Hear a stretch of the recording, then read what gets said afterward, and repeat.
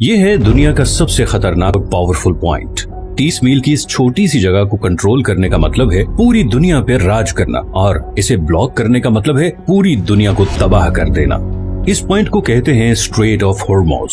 Straits असल में समंदर के ऐसे पतले हिस्से को कहते हैं जो दो बड़े समंदरों को जोड़ने का काम करते हैं। अब ऐसी क्या खुसूसियत है इस 30 मील की छोटी सी जगह में जो इसे इतना पावरफुल और इम्पोर्टेंट बनाता है?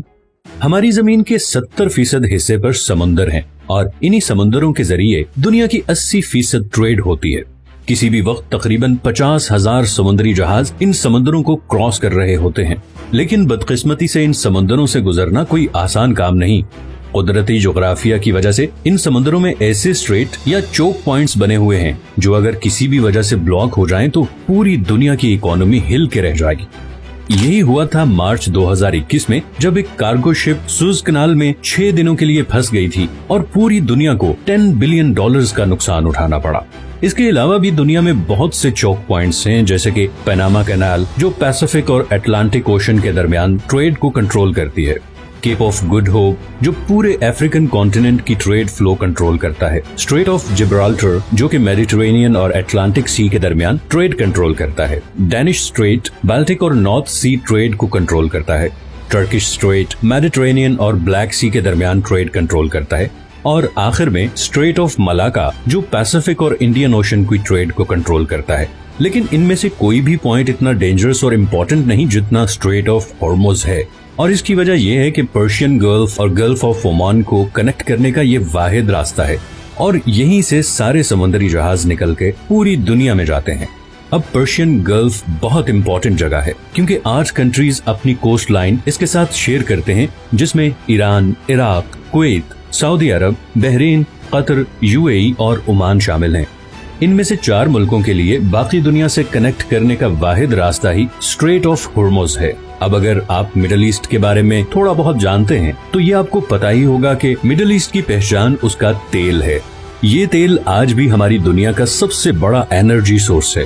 पूरी दुनिया की 33% एनर्जी कंजप्शन तेल से होती है, चाहे वो ट्रांसपोर्ट के जरिए हो जैसे कि गाड़ी, ट्रेन, जहाज या फिर बिजली बनाने वाले पावर प्लांट्स। इन तमाम सेक्टर्स में 70% ऑयल इस्तेमाल होता है। अब ऑयल का मसला ये है कि ये दुनिया में बहुत कम जगहों पे पाया जाता है।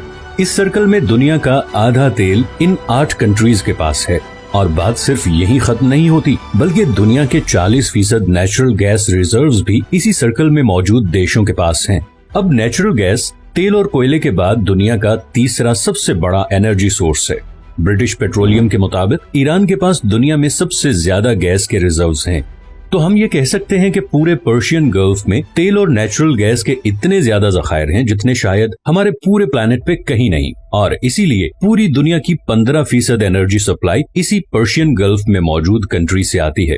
और फिलहाल इस सप्लाई लाइन का पूरी दुनिया के पास कोई और ऑल्टरनेटिव भी नहीं है। लेकिन इस 30 मील के एरिया से गुजर के जाना इतना भी आसान नहीं। सबसे पहले यहाँ पे 8 ऐसे आइलैंड हैं जिन्हें हर समुद्री जहाज को अवॉइड करना पड़ता है, और ये 8 में से 7 आइलैंड ईरान के कंट्रोल में हैं। इन 3 आइलैंड्स को यूएई कंट्रोल करना चाहता था, मगर 1970 में ईरानियन मिलिट्री ने इन पर भी कब्जा कर लिया। इस सारे एरिया पे तकरीबन ईरान का ही कंट्रोल है।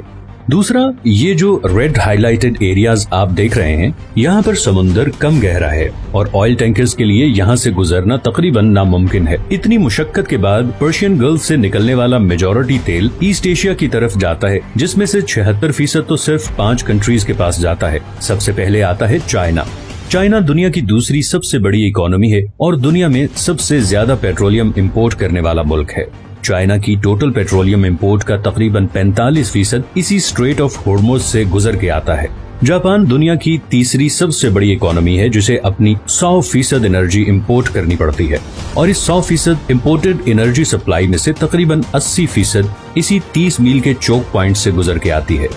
इंडिया, वर्ल्ड 6 लार्जेस्ट इकोनॉमी, भी अपना 70% ऑयल और 50% गैस इन्हीं पर्शियन गल्फ कंट्री से इंपोर्ट करता है, और वो भी इसी रास्ते से। इसी तरह साउथ कोरिया, जो कि दुनिया की 10th लार्जेस्ट इकोनॉमी है, अपना 70% तेल इन्हीं पर्शियन गल्फ कंट्री से टैंकर्स के थ्रू इंपोर्ट करता है।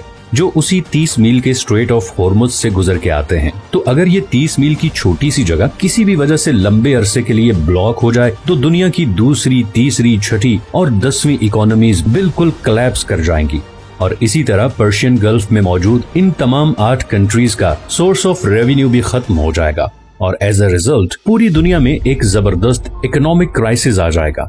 इसीलिए ये जगह दुनिया का सबसे खतरनाक और इम्पोर्टेंट चोक पॉइंट है और इसीलिए दुनिया के सारे सुपर पावर कंट्रीज की इस पे कड़ी नजर होती है। अमेरिका ने भी इसीलिए यूएई, ओमान, इराक, सऊदी अरब और बहरीन में दर्जनों मिलिट्री बेसिस बनाए हुए हैं ताकि वो ईरान पे नजर रख सके और ऑयल की स्मूथ सप्लाई को यकीनी बना सके। दूसरी तरफ ईरान पहले ही किसी भी जंग की सूरत में कई दफा ये स्ट्रेट ब्लॉक करने की धमकी दे चुका है और अगर ऐसा हो गया तो न सिर्फ ग्लोबल इकोनॉमी हिल के रह जाएगी बल्कि ऐन मुमकिन है कि वर्ल्ड वॉर 3 की भी शुरुआत हो जाए।